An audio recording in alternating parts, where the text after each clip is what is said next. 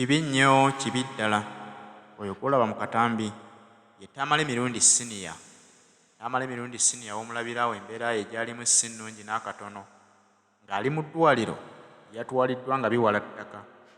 Tamale Mirundi yazirise olwamutuusiza mu ddwaliro okumukebera ne bagamba nti puleesha ekkiridde eddala eri wansi nnyo nnyo nnyo nga yeetaaga essaala okumusabira okulaba nga Mukama asumulula ataase omwami ono asobole okudda engulu. Wabaddewo akakugulano gye buvuddeko emabega awo ye ne mutabani we nga beetwala bubi nnyo. Yatuuka n'okugamba nti mutabani we yagezzaamu omukuba amasasi emirundi egiwerako naye tamanyi lwaki omwana amulemeddemu. Tamale Mirundi Senior oyinza okulowooza nti oba oli awo ekireetedde puleesha eno okubeera nga emusuula wansi emuleetera okubeera nti azirika. Osanga ebirowoozo by'omwana we tuyinza okulowooza nti bye bimuli ku mutwe.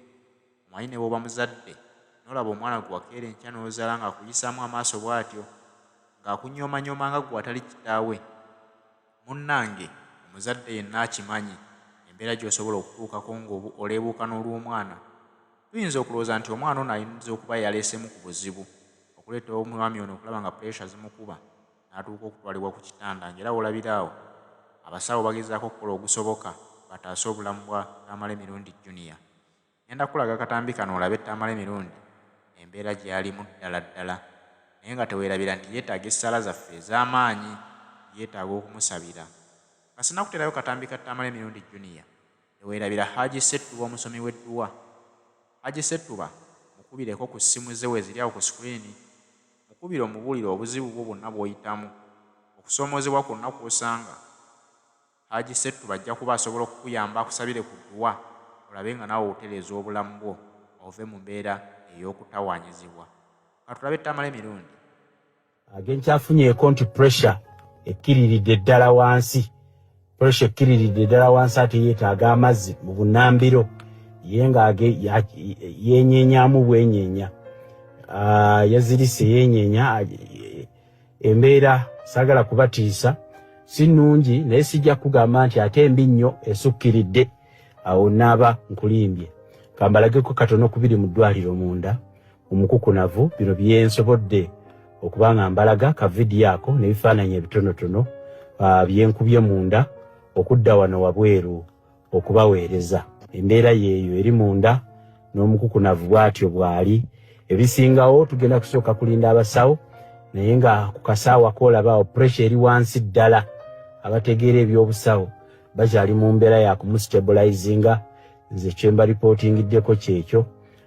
Ngenda kuba nzijjako kamera ekyo kye mulabye ate tubeere nga tuwongera okufuna obujjanjabi obusingawo.